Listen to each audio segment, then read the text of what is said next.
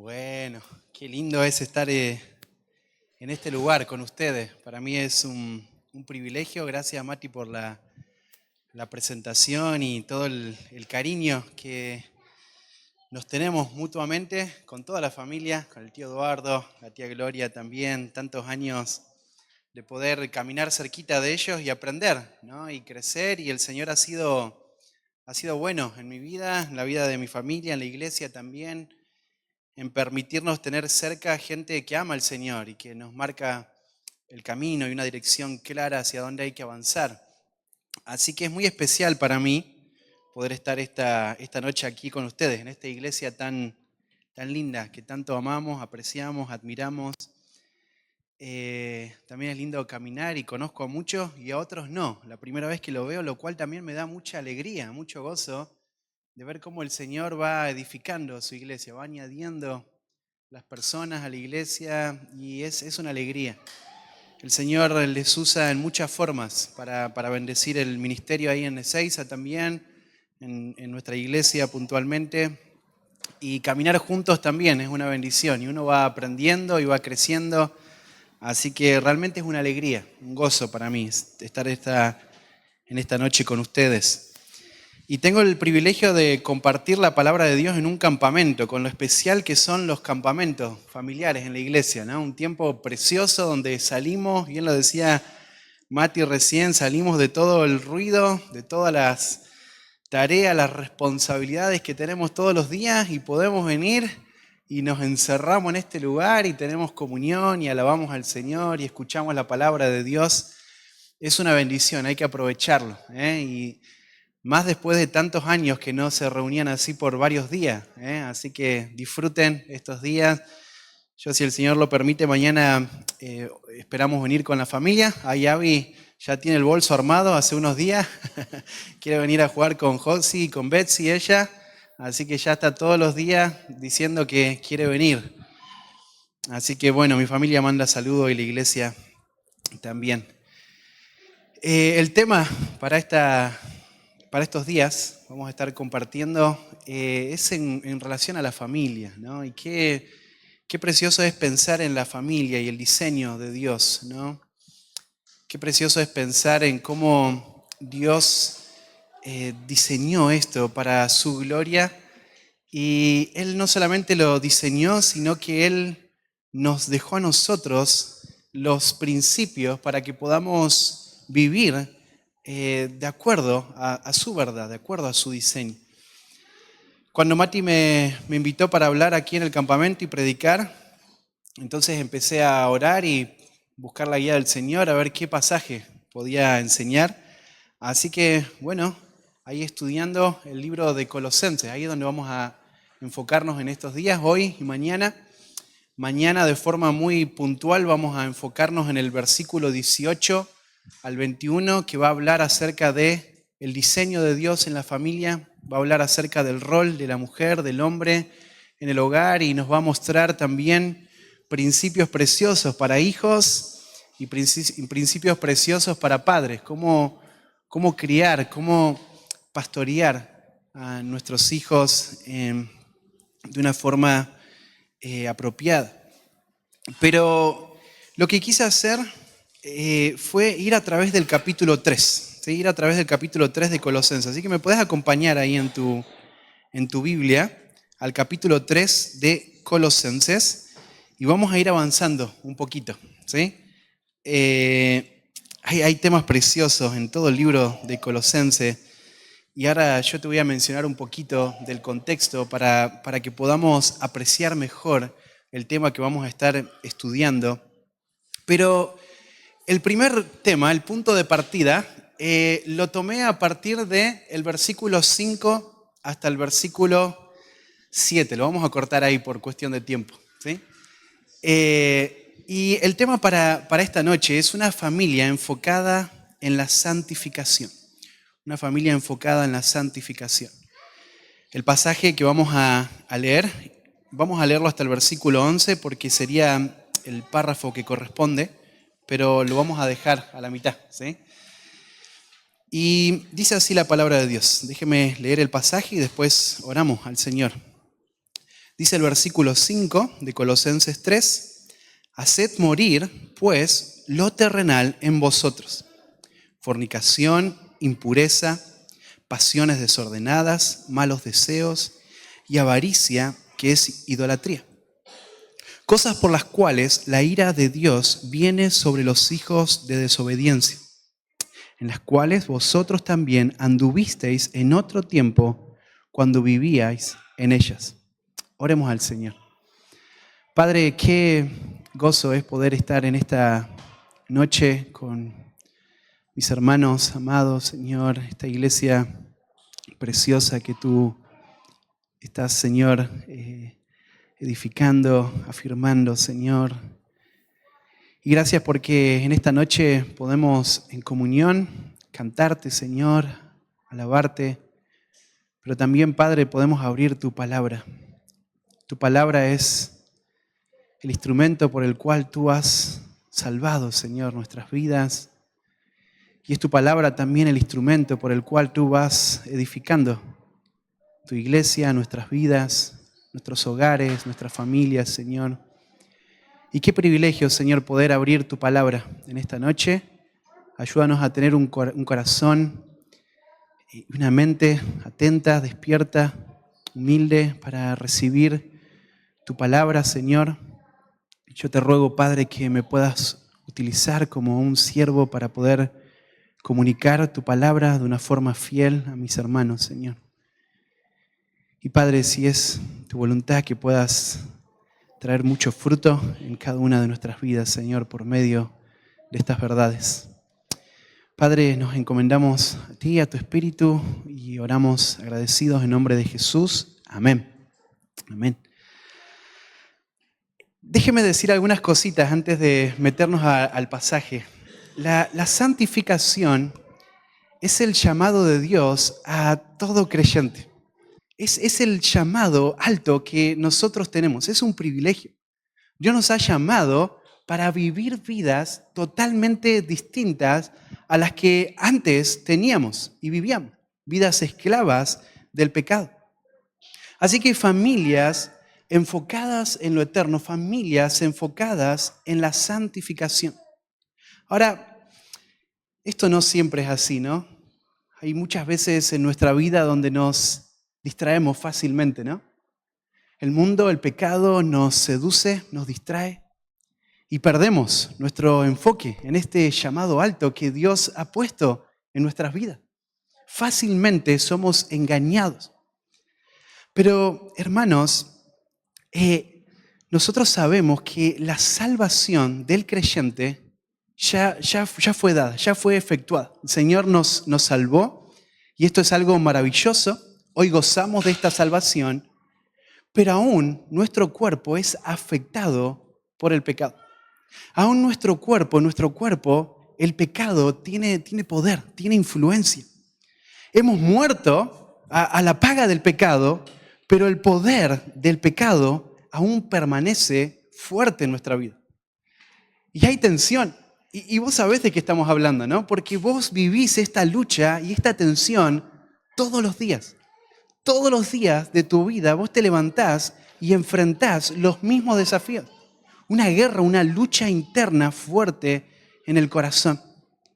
Ahora, este pasaje nos va a llamar, nos va a exhortar a hacer morir el pecado, a exterminar, a matar el pecado de manera continua y de manera completa en nuestra vida, rindiéndonos al Espíritu Santo para que Él obre en nuestras vidas de esta manera.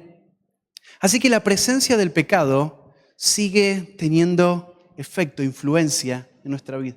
Sigue teniendo poder hasta que Cristo venga, hasta que Cristo regrese, hasta que Cristo convoque a su iglesia. Primera Tesalonicenses nos habla de esto de una manera muy clara, ¿no? El día que el Señor va a venir a arrebatar la iglesia. Dice el pasaje ahí en el capítulo 5 que los muertos en Cristo van a ser resucitados primero. Y luego los que hayan quedado, los que estén vivos al momento en el que el Señor venga a arrebatar su iglesia, van a ser arrebatados y van a ser transformados. ¡Qué día maravilloso! ¡Qué día tan esperado por la iglesia, ¿no? El día en que el Señor Jesús convoque a todos sus santos, a toda su iglesia, para estar siempre con Él, libres de este cuerpo de muerte, este cuerpo que sigue siendo influenciado por el pecado. Ahora, mientras ese día llega, no estamos relajados. Hasta que ese día llegue, no lo esperamos como si estuviéramos de vacaciones en la vida, ¿no? Mientras ese día llega, el Espíritu Santo va santificando al creyente. El Espíritu Santo lo que hace en nuestras vidas es va quitando todo lo que no tiene que ver con Cristo. Todo lo que no tiene que ver con la santificación a la cual Dios nos ha llamado. El Espíritu Santo va haciendo esta obra a la cual llamamos santificación.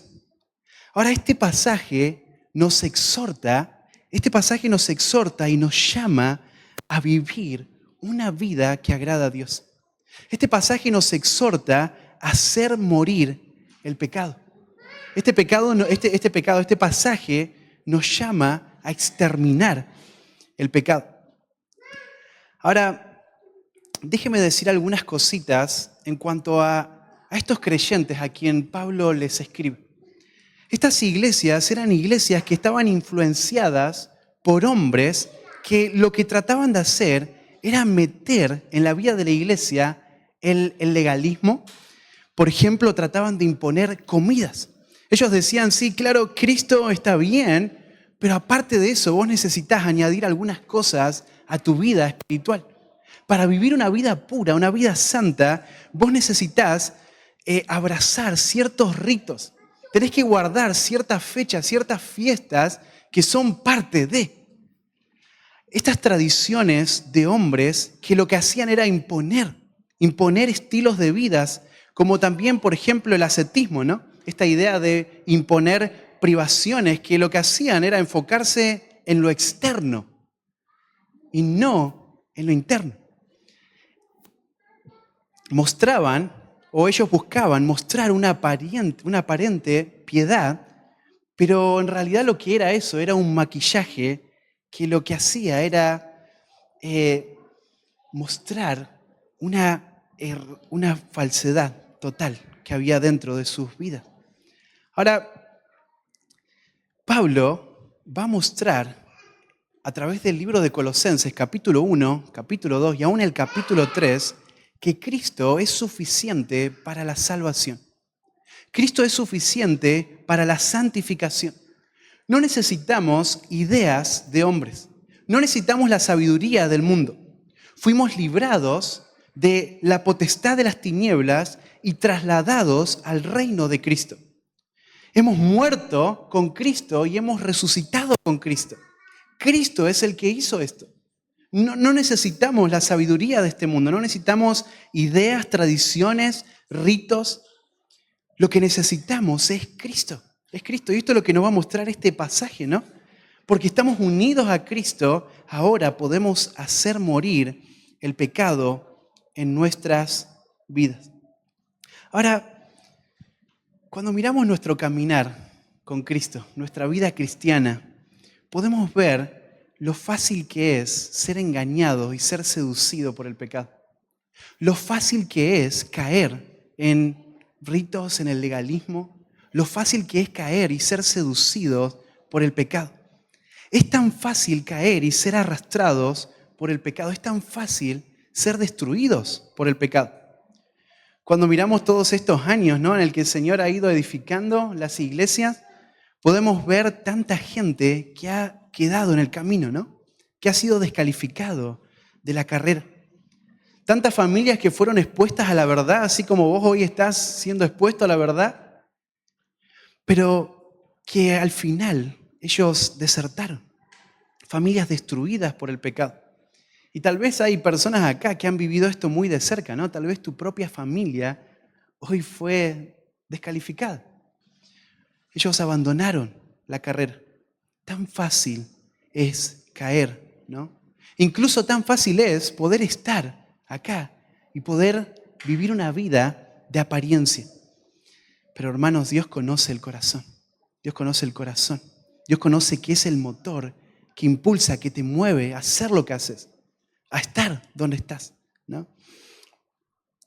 Ahora, volvamos de nuevo a nuestro pasaje. Pablo va a usar este pasaje para exhortar a la iglesia. Pablo va a usar este pasaje para exhortar a los creyentes a hacer morir el pecado.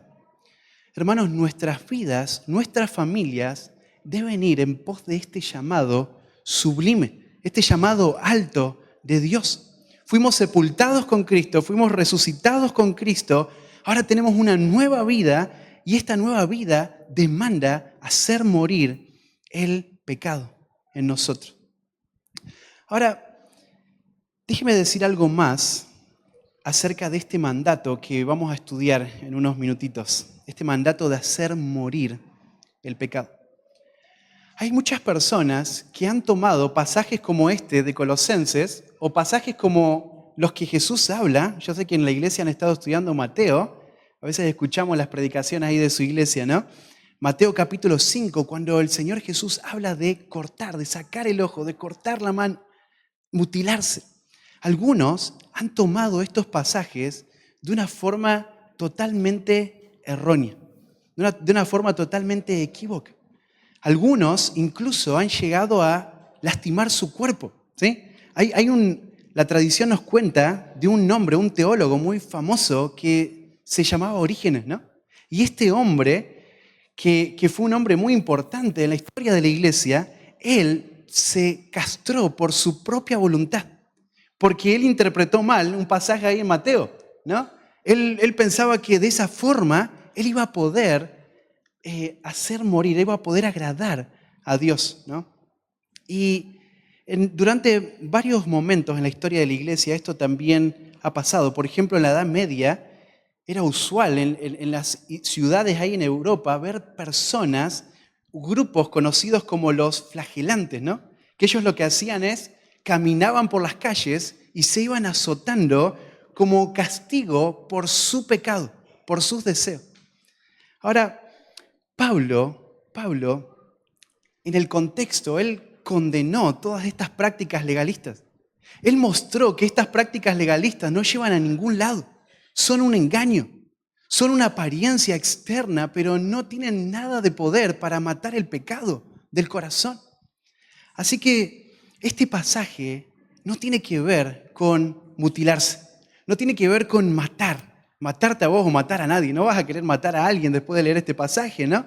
Este pasaje tiene que ver con una lucha interna.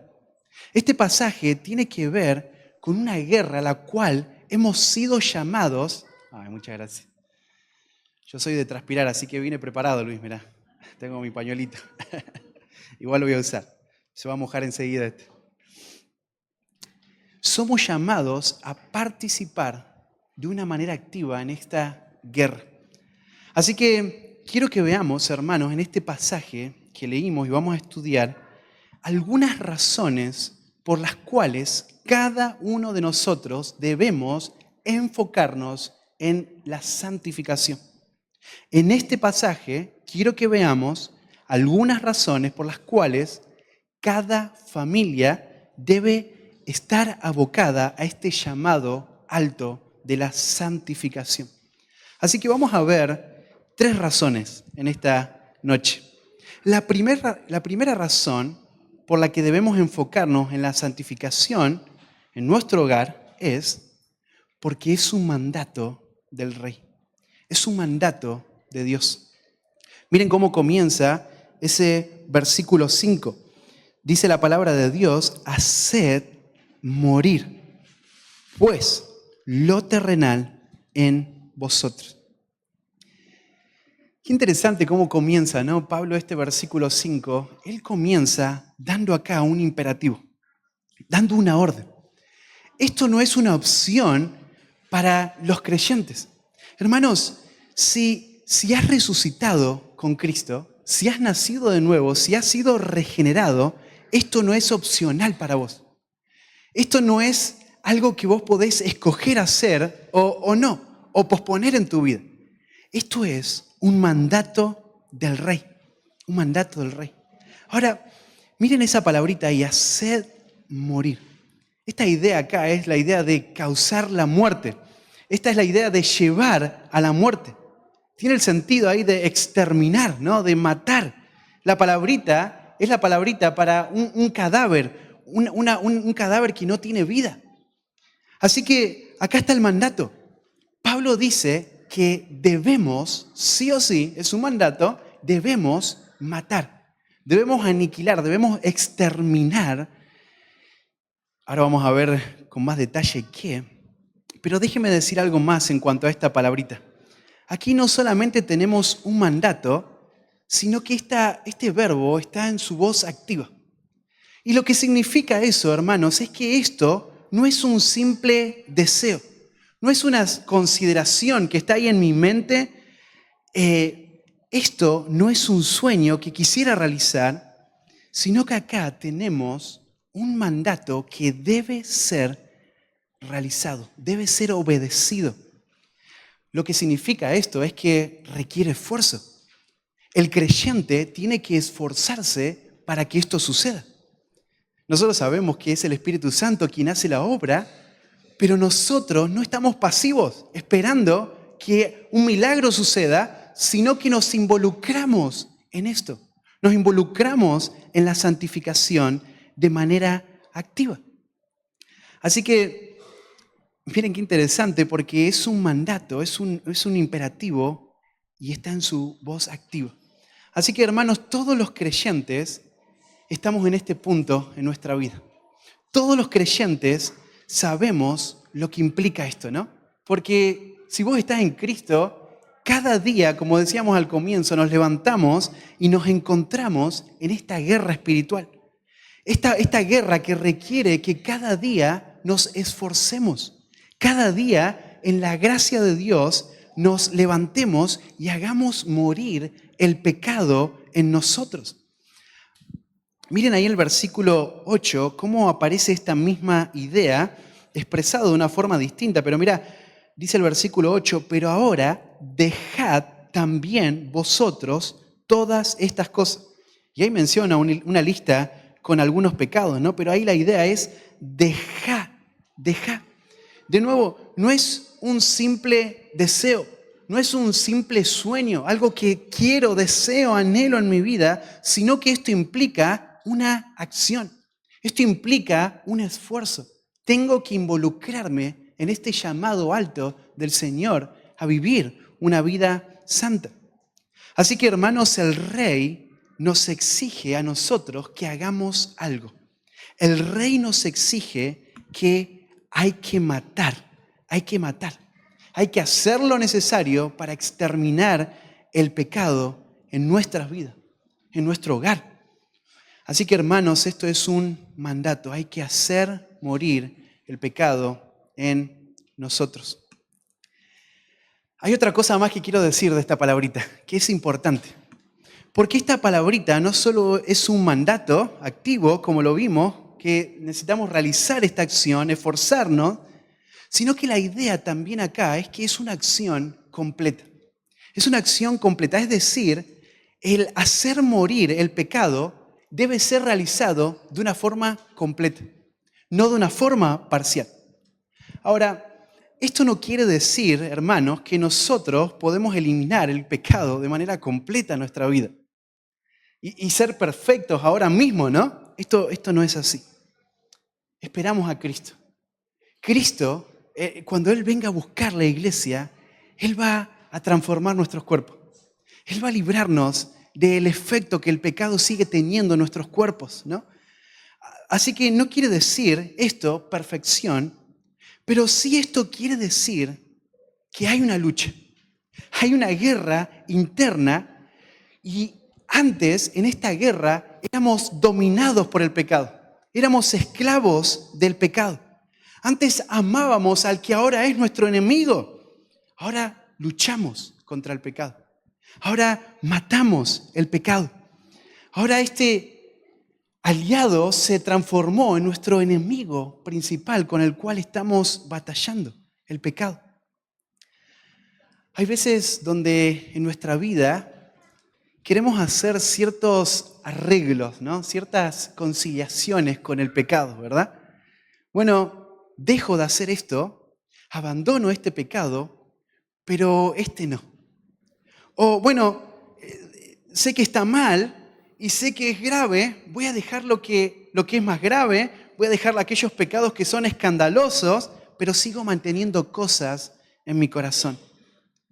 El mejor ejemplo de esto es en la confesión, ¿no? Cuando estamos confesando los pecados, cuando tenemos la oportunidad de rendirnos cuenta, de buscar en el Señor y en los medios que el Señor nos ha dado como la iglesia, poder compartir nuestras luchas, nuestros pecados, pero entonces doy ciertos pecados y guardo otros en mi corazón, ¿no? O no dejo que mi hermano o mi consejero se involucre más en mi vida o siga avanzando en la consejería. Hermanos, este es un mandato que requiere una acción completa. Hay que matar de forma completa el pecado. No estamos buscando herir el pecado. No estamos buscando tratar de conciliar en algún punto con el pecado, sino que tenemos que hacer morir el pecado. De vuelta, no es quitar algo del pecado, sino que hacemos morir de manera completa ese pecado que está afectando mi relación con el Señor, que está ofendiendo al Señor.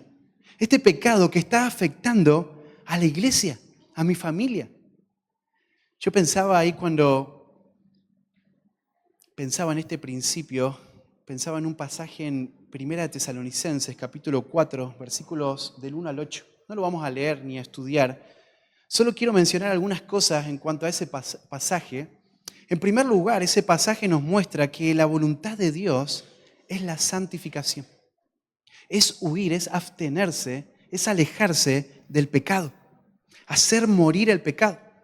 Ahora, el versículo 6, hay un versículo muy interesante. Miren, leámoslo juntos, estamos ahí a la vueltita nomás. Dice que ninguno agravie ni engañe en nada a su hermano, porque el Señor es vengador de todo esto, como ya os hemos dicho y testificado. Miren, el versículo 6 nos muestra cómo no obedecer este mandato, cómo no hacer morir el pecado de forma completa, no solamente afecta a mi relación con Dios, sino que la iglesia es afectada por mi pecado. Tu familia, esas personas a las cuales vos decís amar, son afectadas cuando vos no matás el pecado de forma completa. Hermanos, debemos matar el pecado de forma completa en nuestras vidas. No debemos jugar con el pecado, debemos ser radicales, debemos ser severos con el pecado, porque de lo contrario el pecado va a destruirte. El pecado no va a parar hasta destruir a tu familia, incluso hasta querer destruir la iglesia. El pecado afecta. Así que, hermanos, hemos sido llamados a luchar contra el pecado, no amigarse con el pecado, debemos matarlo, debemos darle muerte. Hay algo más ahí interesante en el pasaje. Miren, dice, haced morir, pues. Esta es la conclusión de los versículos anteriores que Pablo ha venido desarrollando, especialmente el versículo 1 al 4. Entonces, ¿por qué Pablo conectaría este haced morir con lo anterior? Bueno, lo primero que quiero decir de esto es que no hacemos morir el pecado de manera completa para ganar el favor de Dios, para poder ganar la salvación de Dios, de ninguna manera. Lo que Pablo está haciendo acá con esta palabrita pues, está mostrándonos que hacer morir el pecado es la consecuencia de haber muerto y resucitado con Cristo. Hacer morir el pecado es posible por la unión del creyente con Cristo. Puesto que los creyentes han muerto y han resucitado con Cristo, y como dicen los versículos anteriores, nuestra vida está escondida con Él y un día seremos manifestados con Él en gloria. Puesto que esto es verdad, ahora, dice Pablo, tenemos que matar el pecado. Tenemos que destruir el pecado. Hermanos, estamos unidos a Cristo y por esta unión con Cristo y por la gracia de Dios en la salvación, por la misericordia de Dios, ahora esto es posible. podemos matar el pecado. Ese pecado que nos esclavizó tantos años, ahora puede ser destruido por Cristo, por el Evangelio, por nuestra unión con Cristo. Es lo que hace posible. Y no solamente hace posible, sino que ahora demanda esto de nosotros como iglesia. De nuevo, hermanos, éramos esclavos del pecado. Estábamos viviendo vidas obligadas a pecar, pero ahora estamos unidos a Cristo y podemos matar al que antes nos dominaba. Qué privilegio que tenemos. Qué gozo, qué maravilla, la salvación. Estamos unidos a Cristo. Esta es la verdad del Evangelio, la que nos permite poder matar el pecado, vivir vidas santas. Lo que significa eso, hermanos, también es que sin Cristo es imposible que esto suceda. Así que tal vez hay personas, ¿no?, religiosas que están en la iglesia, ¿no?, que asisten. Hay personas que no han recibido la gracia del Señor en la salvación. Intentan y buscan con sus fuerzas matar esto, ¿no? Pero es imposible, es imposible. Solo en el Evangelio, solo por medio de Cristo, esto es posible. Y miren, dice el pasaje ahí, haced morir pues lo terrenal en vosotros.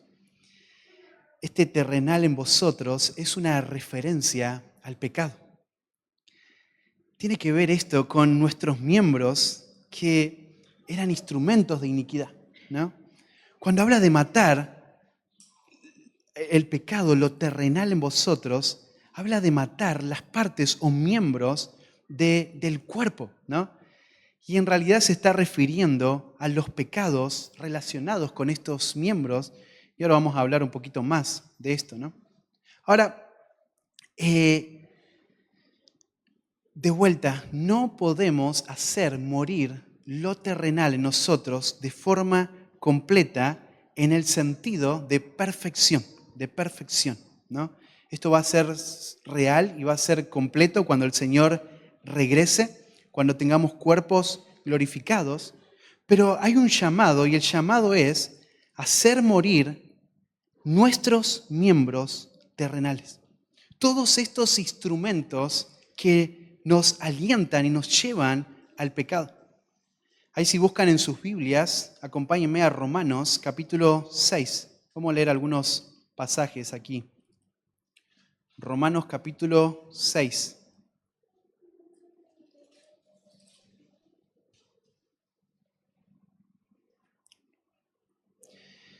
Dice ahí el pasaje, versículo 12, no reine pues el pecado en vuestro cuerpo mortal, de modo que lo obedezcáis en sus concupiscencias, ni tampoco presentéis vuestros miembros al pecado como instrumentos de iniquidad, sino presentaos vosotros mismos a Dios como vivos de entre los muertos y vuestros miembros a Dios como instrumentos de justicia.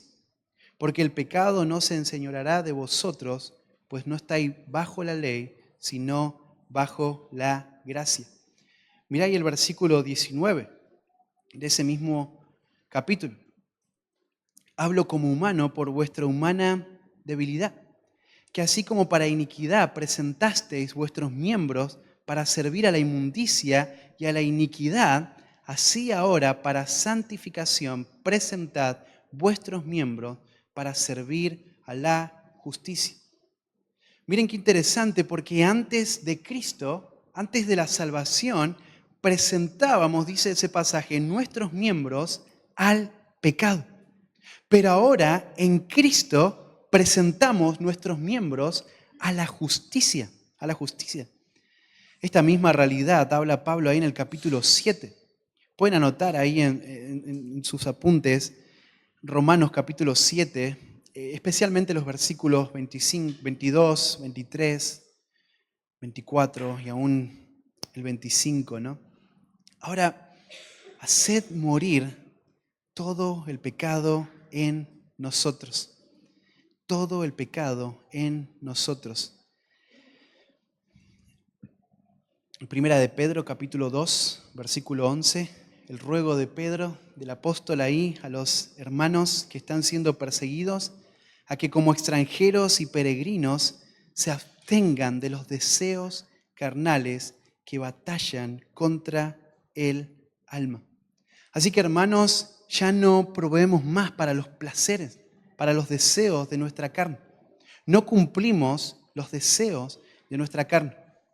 Romanos capítulo 13, versículo 12 al 14 nos muestran esta realidad. Y también Gálatas capítulo 5, versículo 16 al 18.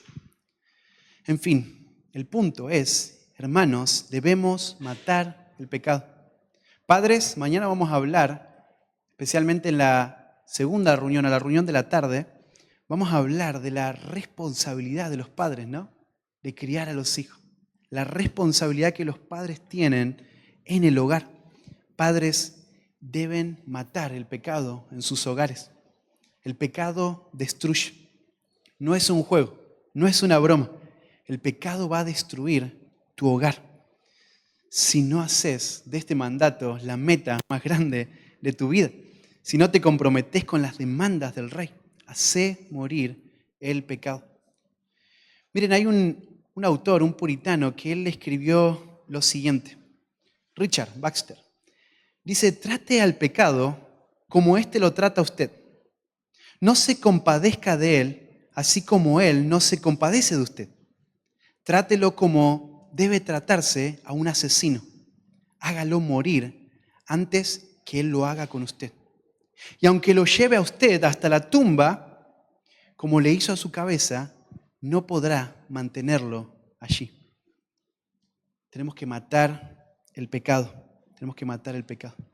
Ahora, después de Pablo dar ese mandato, hacer morir lo terrenal en vosotros, Pablo va a dar una lista de cuáles son los pecados que debemos matar. Esta lista de pecados es una lista que son pecados comunes. Son pecados con los cuales somos propensos a caer muchas veces. Sin embargo, esta lista no es una lista exhaustiva. No es que son estos y nada más, ¿sí? Hay otros pecados. Pero leamos ahí lo que Pablo dice. Haced morir, pues, lo terrenal en vosotros. Y Pablo comienza ahí diciendo fornicación. Y ahí aparece esa palabrita que se utilizaba en ese tiempo para hablar acerca de la prostitución. Era la palabrita que se usaba para referirse a una prostituta. Ahora, en el Nuevo Testamento, esta palabrita tiene un significado que abarca mucho más. Tiene que ver con cualquier clase de relación sexual ilícita fuera del matrimonio entre un hombre y una mujer. Esta palabra lo que encierra es cualquier intento de búsqueda de placer, cualquier relación ilícita. Así que, claro, la relación sexual fuera del matrimonio como es un pecado, ¿no? La fornicación es un pecado, pero esta palabrita va mucho más allá de esto, ¿no? Involucra, por ejemplo, lo que hoy muchas iglesias no quieren hablar, ¿no? Que tiene que ver con el homosexualismo, por ejemplo, ¿no? El homosexualismo tiene que ver con esto, ¿no? Con la fornicación, con el pecado sexual. La pornografía, por ejemplo. La poligamia, el adulterio. Aún Mateo capítulo 5, versículo 28 dice que mirar y codiciar a una persona, esto es pecado. Así que, hermanos, el pecado sexual es lo que hoy está tratando de destruir a nuestras familias, ¿no? Se mete por todos lados. Cualquier agujerito que tenga, él se va a meter. Quiere destruir tu vida, la de tu familia, la de los creyentes, la iglesia. Esto es lo que debemos matar en nuestros hogares. De nuevo, padres tienen que involucrarse en la vida de sus hijos. A veces los vemos ahí tan chiquititos y pensamos, bueno, son tan chiquititos, tan inocentes, ¿no? No, tenemos que involucrarnos en la vida de nuestros hijos. Hermanos, por favor, no seamos superficiales.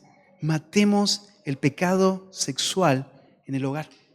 ¿Se acuerdan ahí en Primera de Corintios, donde estuvieron haciendo el devocional hace un tiempo atrás? Vieron que estamos enterados de todo lo que pasa, ¿no? En la iglesia, o la mayoría de las cosas. Las predicaciones las vemos ahí online y el devocional escuchamos que están en Primera de Corintios. Pero en el capítulo 6, versículo 12 en adelante, hasta el versículo 19, Pablo nos llama a huir del pecado sexual.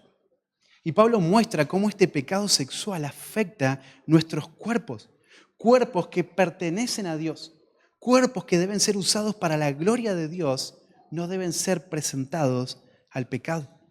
Así que Pablo dice, hagamos morir el pecado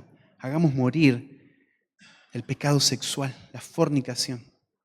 Pero también habla ahí acerca de la impureza, todo lo impuro, todo lo sucio. Esto también está relacionado con el pecado sexual, está relacionado con lo obsceno, está relacionado con los pensamientos y con las intenciones. Así que la impureza, hermanos, nace de las pasiones desordenadas, de estos malos deseos, que a su vez proceden de lo que vamos a ver más adelante, la avaricia, este deseo de querer tener más, de querer saciar mi anhelo, mi deseo. Ahora, este es un término general, pero tiene que ver con esto, ¿no? Tiene que ver con estos deseos y estos pensamientos impuros. Hermanos, la impureza es la manifestación de las obras de la carne. Gálatas capítulo 5, versículo 19, lo recalca, lo señala, ¿no? Y el pasaje que leíamos también en 1 Tesalonicenses capítulo 4 nos llama a abandonar la inmundicia y abrazar la santificación. Así que, hermanos, toda conducta pecaminosa se origina primero en los pensamientos. Así que esta es la batalla contra el pecado. Acá es donde se va a desatar el pecado, ¿no? En la cabeza, en nuestro corazón. Comienza en la mente estos malos pensamientos que van a producir actos atroces, pecados terribles que hemos escuchado y que por la gracia de Dios, tal vez muchos de nosotros no hemos llegado hasta ese punto, pero podríamos hacerlo si no viviéramos o no atendiéramos a este llamado.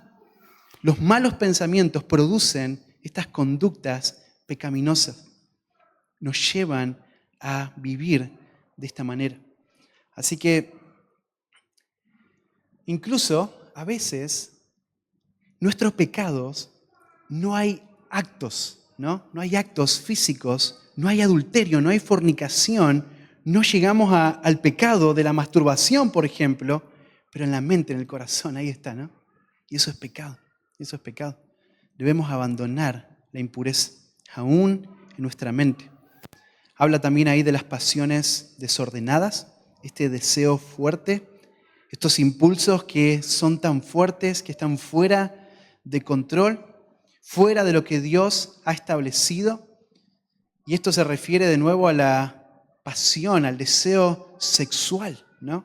Y Pablo dice, hay que hacer morir estas pasiones desordenadas, estos malos deseos, ¿no?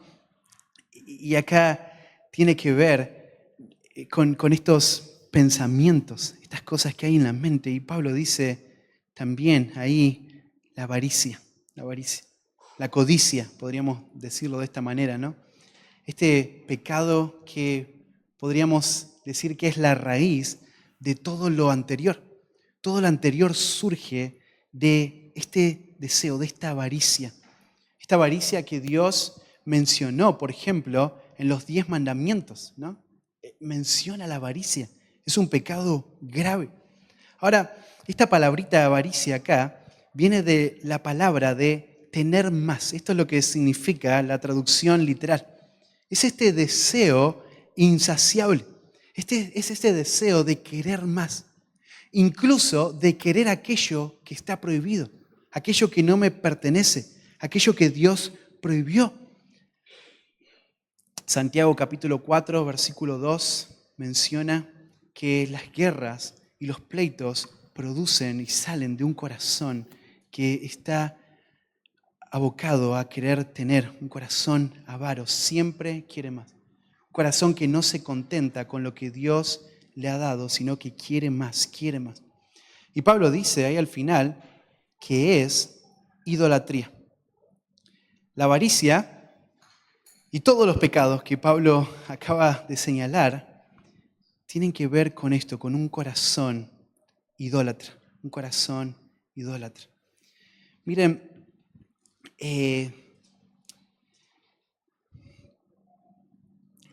al final del camino, no solo la avaricia, sino todo, absolutamente todo es idolatría, porque ponemos nuestro deseo, nuestra satisfacción está primero. Es lo que prima nuestra vida, esto es lo que queremos, esto es lo que deseamos antes de obedecer a Dios, antes de honrar a Dios. Así que siempre que hay pecado, el pecado viene de un corazón idólatra. Un corazón egoísta que está buscando su voluntad antes que la voluntad de Dios, antes que adorar a Dios. Ahí en Efesios capítulo 5, versículo 3 al 5, Pablo va a enlazar la fornicación, la avaricia y la idolatría y las va a poner juntos, ¿no? Ahora, ahí termina la listita de Pablo, ¿verdad? Entonces él menciona ahí la avaricia, que es idolatría.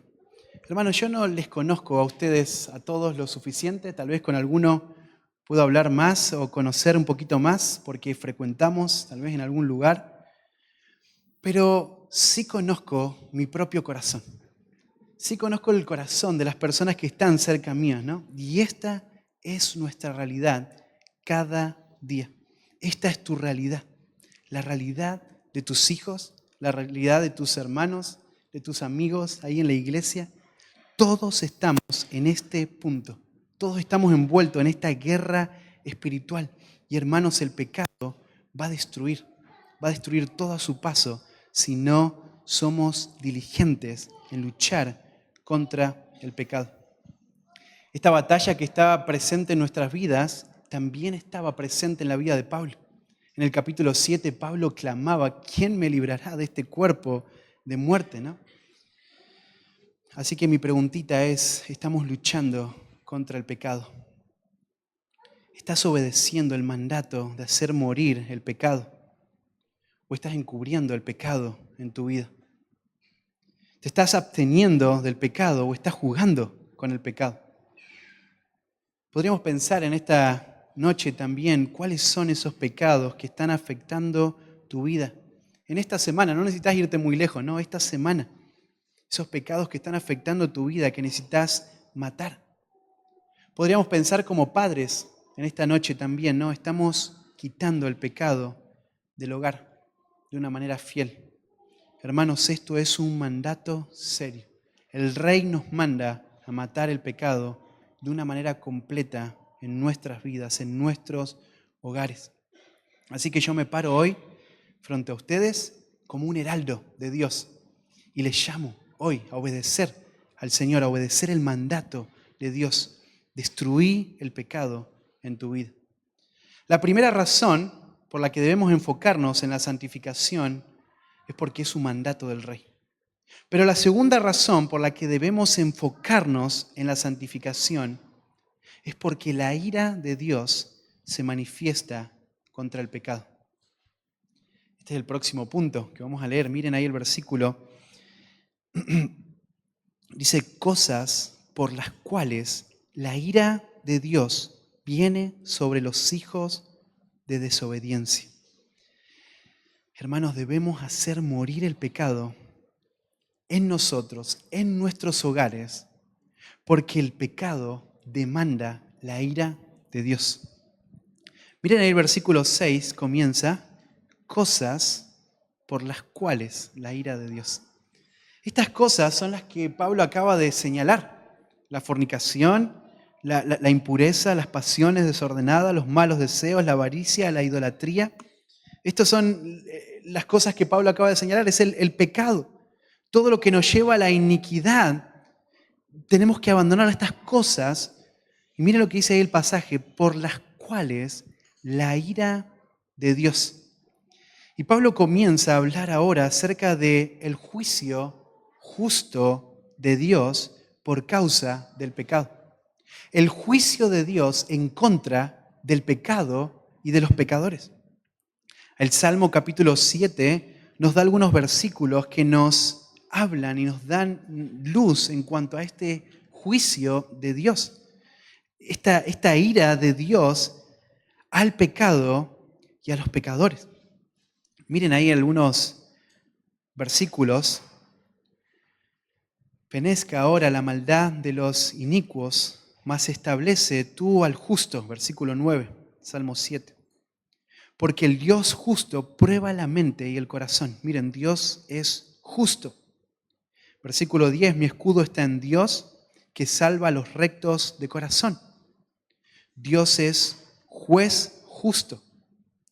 Y Dios, el juez justo, está airado contra el impío todos los días. Si no se arrepiente, Él afilará su espada. Armado tiene ya su arco y lo ha preparado. Asimismo, ha preparado armas de muerte y ha labrado saetas ardientes. Y aquí el impío concibió maldad, se preñó de iniquidad y dio a luz engaño. Versículo 15, pozo ha cavado y lo ha ahondado, y en el hoyo que hizo caerá. Y podríamos seguir leyendo algunos versículos más. Pero miren, este pasaje nos muestra al Dios justo que va a traer juicio sobre el pecado y sobre los pecadores. Romanos capítulo 1, versículo 18, nos dice que la ira de Dios se revela desde el cielo contra toda impiedad e injusticia de los hombres que detienen con injusticia la verdad. La ira de Dios se revela desde el cielo contra toda impiedad e injusticia. Podríamos leer también 1 Tesalonicenses, capítulo 5, versículos del 1 al 11. Después de Pablo hablar acerca del arrebatamiento de la iglesia, cómo la iglesia va a ser sorprendida por ese día en el que el Señor va a venir a buscar, va a convocar a la iglesia. Después de eso, Pablo en el capítulo 5 muestra cómo el juicio de Dios a los incrédulos también va a ser una sorpresa, les va a sorprender, les va a tomar por sorpresa. Hermanos, la ira de Dios viene. La ira de Dios es inminente. Las personas ahí afuera se burlan de Dios, ¿no? Se burlan de la iglesia, se burlan de las Escrituras. Pero la ira de Dios viene y les va a sorprender.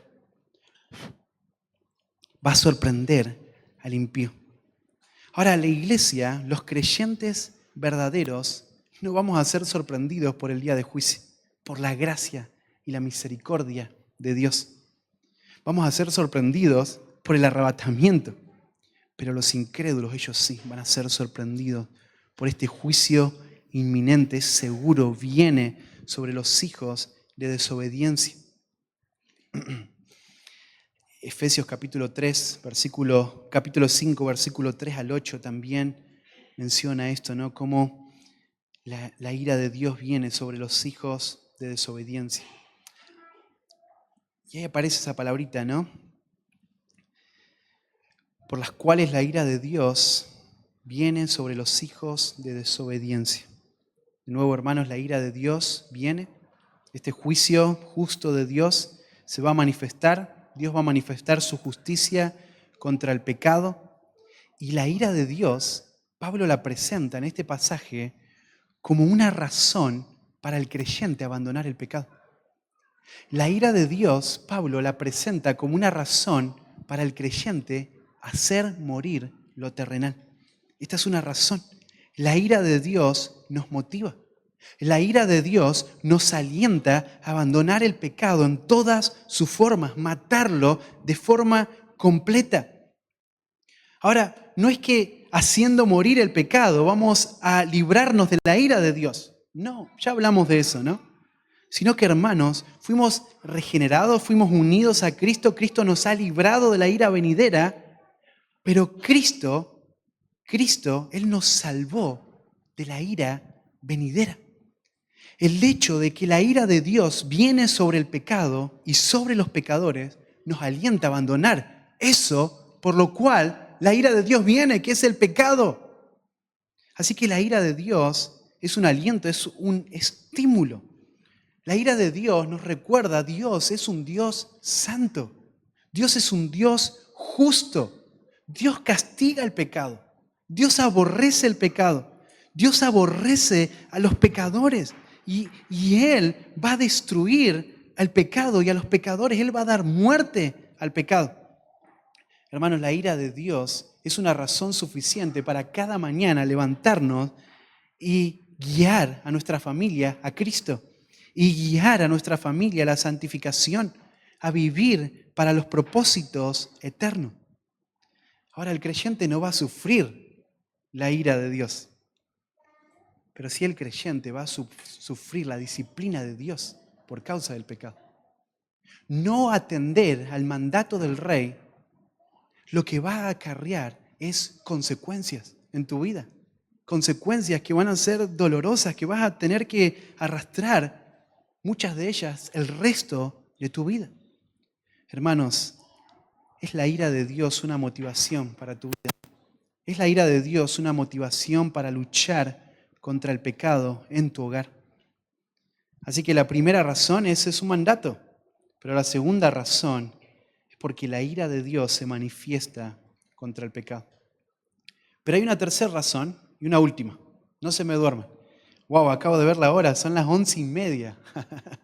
¿Está bien mi reloj? Sí. Wow. No se duerman, ¿eh? Último puntito. ¿Sí? Yo vi que las predicaciones en internet duran como casi 2 horas, así que tengo tiempo todavía, ¿eh? Pero no un viernes a las 11, ¿no? Bueno, la tercera razón por la cual debemos enfocarnos en la santificación es porque el Rey nos ha otorgado la salvación. Es porque el Rey nos ha otorgado la salvación. Hermanos, debemos hacer morir el pecado de manera completa en nuestra vida, en nuestro hogar, porque ahora nuestra vida ha sido regenerada. Nuestra vida ahora es otra vida, es una nueva vida. Somos nuevas criaturas en Cristo. Segunda de Corintios nos recuerda eso, ¿no? Somos nuevas criaturas en Cristo. Por eso el versículo 7 dice, en las cuales vosotros, o sea, los creyentes en Colosa. Pero no solamente los creyentes en Colosa, en Efesios capítulo 2 nos muestra que esta también era la realidad de los creyentes de Éfeso antes de Cristo. Ellos estaban muertos en sus delitos y pecados. Ellos anduvieron en su pecado, siguiendo la corriente del mundo. Vivían haciendo la voluntad de la carne, de los pensamientos. Eran por naturaleza hijos de ira. Pero no solamente los de Colosa, los de Éfeso. Hermanos, esta es la realidad de todos. Todos nosotros, los creyentes en el pasado, pero toda la humanidad muerta en sus delitos y pecados. Pero Pablo dice, en los cuales vosotros también anduvisteis en otro tiempo. Hermanos, ellos vivían de esa manera. Y esto es muy enfático de parte de Pablo. Este anduvisteis tiene que ver con un estilo de vida. Tiene que ver con una conducta diaria. Es el modo de vivir. Esta es la característica de esta persona. No es algo puntual en la vida, no es un momento, no es una reacción a algo. Esta es la manera en la que vive. Esta es la característica de alguien. Este es el patrón de vida de alguien. Ahora, hermanos, esto es un hecho del pasado. En otro tiempo anduvisteis. Anduvisteis en otro tiempo.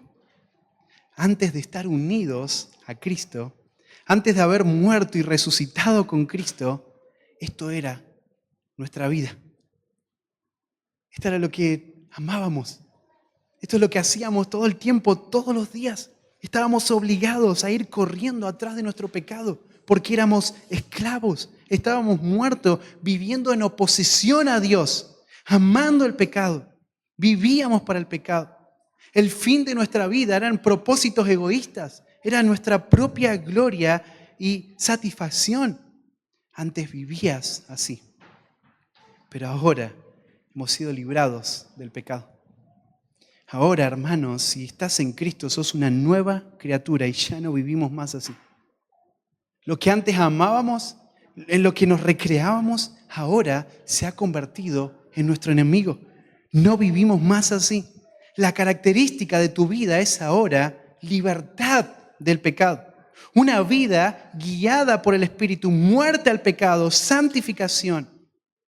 Lo que vamos a estudiar mañana, un hogar, una familia que está enfocada en honrar el diseño de Dios. Esto es lo que ahora nos caracteriza.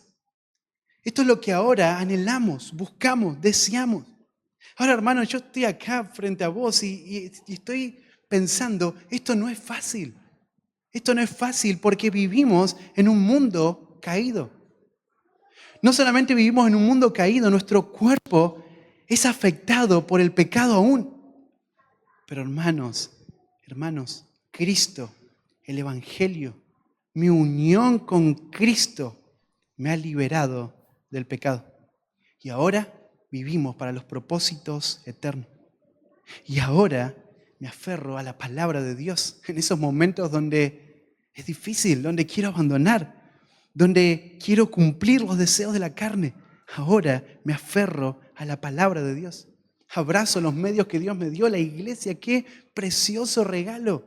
Tus hermanos, aprovecha estos días a compartir y las luchas y las cargas del corazón. Nos alentamos unos a otros, nos exhortamos en amor. Tenemos el Espíritu Santo morando en nosotros que va formando a Cristo, ayudándonos a vivir de esta manera. Ahora, hermanos, hacemos morir el pecado de manera completa porque hemos recibido la salvación. Hemos recibido nueva vida. Somos nueva criatura. Por eso dice Pablo, cuando vivíais en ellas, ya no vivo más bajo el pecado. Hermanos, ahora el pecado debe morir por completo en nuestras vidas. Colosenses capítulo 1, versículo 21 al 23, no lo vamos a leer, pero pueden anotar. Éramos extranjeros, enemigos, dice ese pasaje, estábamos lejos de Dios, pero hemos sido hechos cercanos por medio de Cristo para presentarnos santos y sin mancha delante de Él, Hermanos, ¿cómo es posible que alguien que ha sido enriquecido por todas las riquezas celestiales quiera volver a la pobreza, a la miseria, a las migajas que el mundo quiere ofrecer? ¿Cómo es posible que una nueva criatura quiera actuar como una vieja criatura, como si fuera vieja? Pablo lo dice de una forma tan clara en Romanos. ¿Qué pues diremos? ¿Perseveraremos en el pecado para que la gracia abunde? En ninguna manera. ¿Por qué? Porque hemos muerto al pecado. ¿Cómo vamos a vivir aún en él? Hermanos, la salvación es un aliento, es un estímulo a matar el pecado, a vivir en santidad, a esforzarnos cada día en nuestros hogares, en la iglesia, en comunión con los hermanos, a avanzar en este propósito sublime de Dios. Así que las razones por las que debemos enfocarnos en la santificación en nuestro hogar es porque es un mandato del Rey. Es porque la ira de Dios se manifiesta contra el pecado, pero es porque el Rey también nos ha otorgado salvación. Así que mi hermano, mi pregunta es, ¿te motivan estas razones a vivir una vida de santidad? ¿Te motivan? ¿Son suficientes estas razones para que seas un hombre, una mujer fiel en tu hogar, en la iglesia y en todas las áreas de tu vida?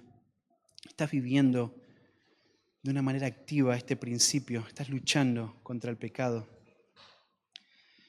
El día de mañana, si el Señor lo permite, vamos a saltearnos varios pasajes, varios versículos ahí en el capítulo 3 y vamos a llegar hasta el versículo 18 y vamos a ver cómo debemos enfocarnos como familias en honrar el diseño de Dios, ¿no?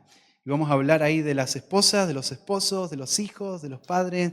Y oro al Señor para que pueda ser un tiempo de mucha bendición, edificación, instrucción para nuestras vidas. Vamos a orar al Señor. Padre, en esta noche, Señor, aún en esta hora, mis hermanos cansados por todas las actividades que han hecho durante toda la semana y aún este día, pero qué precioso es llegar a este lugar juntos y qué precioso es poder abrir tu palabra santa, Señor, que tiene poder. Y Padre, tu palabra nos llama una vez más, Señor, a poner nuestra mente en lo eterno, Señor. Tu palabra nos llama una vez más a abrazar este llamado alto, vivir vidas santas, vidas que te agraden a ti, Señor. Padre, no es fácil. El mundo en el que vivimos, el sistema, aún nuestro cuerpo que aún no ha sido glorificado, que aún tiene las presencias del pecado, Señor, es tan difícil. Padre, estamos tan agobiados muchas veces, lidiando con el pecado, con patrones que vienen en nuestra vida de tantos años, Señor. Y llegamos a un pasaje como este, Señor, y tú nos alientas una vez más.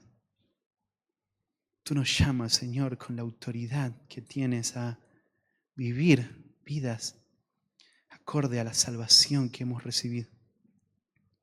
Vivir nuestras vidas con este llamado alto como el propósito principal. Señor, ayúdanos a poder obedecer este principio cada día, hacer morir el pecado. Señor, ayúdanos a ser radicales, Señor, a no jugar, a no pensar, Señor, que podemos pecar y esto no va a afectar en nada. Señor, el pecado destruye. El pecado no va a frenar hasta destruir por completo nuestras vidas, hogares, Señor. Ayúdanos a abrazar este principio. Ayúdanos a tomar de una forma seria este mandato, Señor. Y que esta sea la meta de nuestra vida, de cada familia en esta noche que está escuchando tu palabra. Que esta sea su meta más alta. Vivir para tus propósitos eternos. Vivir vidas que te agraden a ti, Señor. Vivir vidas santas. Ayúdanos, Señor. Ayúdanos en tu gracia, Señor, y por medio de tu Espíritu para que podamos, Señor, disfrutar de estas bendiciones, de poder vivir esta clase de vida, Señor, a la que nos has llamado. Padre, nos encomendamos a ti, a tu gracia, a tu Espíritu, y ayúdanos, Señor. Oramos en nombre de Jesús. Amén.